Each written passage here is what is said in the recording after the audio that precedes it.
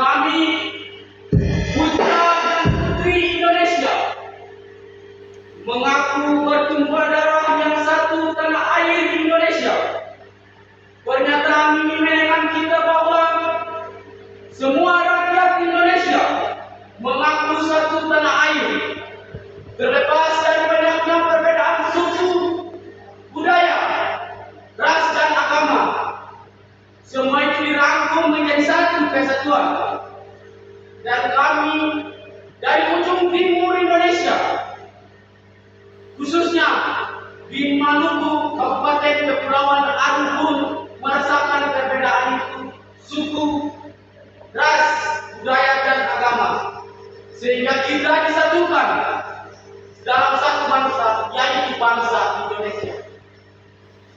Kami, putra dan putri Indonesia, mengaku berbangsa yang satu, bangsa Indonesia, di mana bangsa Indonesia memiliki ciri khas dan identitas sebagai warga negara Indonesia. Pernyataan ini menjadi simbol kesatuan bangsa, baik dalam berbahasa, bersuku, dan berbudaya.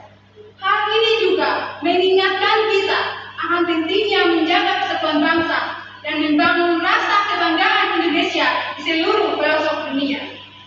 Kami putra dan putri Indonesia menjunjung bahasa persatuan bahasa Indonesia. Seperti yang kita ketahui, bahwa di negara kita ini dikenal dengan negara yang mempunyai banyak sekali ragam bahasa. Oleh karena itu, bahasa Indonesia digunakan sebagai bahasa persatuan dan kesatuan. Dalam hal ini, bahasa Indonesia berfungsi sebagai alat pemersatu bangsa yang harus dihargai, dihormati, dan dijunjung tinggi oleh semua rakyat Indonesia. Dulu Bung Karno pernah berkata dalam pidatonya yang berjudul Jas Merah, jangan sekali-kali kita melupakan sejarah. Sejarah itu adalah kita, pijakan kita, fondasi kita dalam melangkah menuju negara Indonesia yang sejahtera. Agar kita tidak kehilangan arah dan tetap berdiri teguh dalam menghadapi masalah yang datang, maka Sumpah Pemuda yang diperingati pada setiap tanggal 28 Oktober itu merupakan sejarah yang harus dipelajari dan dapat diresapi. Kita semua wajib mengingat bagaimana para pemuda di waktu itu berjuang di tengah keterbatasan dan kebinekaan, sehingga dapat melakukan satu lompatan yang sangat luar biasa dalam mempersatukan negara Indonesia.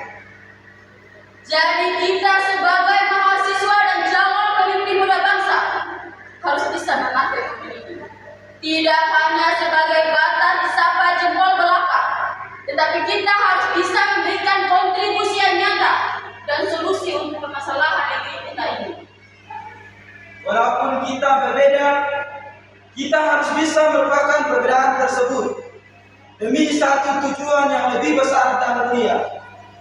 Tanpa Sumpah Pemuda, maka tidak akan ada negara Indonesia seperti sekarang ini. Mungkin saja hanya muncul Jawa, Sumatera, Sunda, dan Kalimantan, dan tidak ada Kepulauan Aru. Tetapi karena adanya Sumpah Pemuda, maka terbentuknya berbagai pulau seperti Kepulauan Aru saat ini.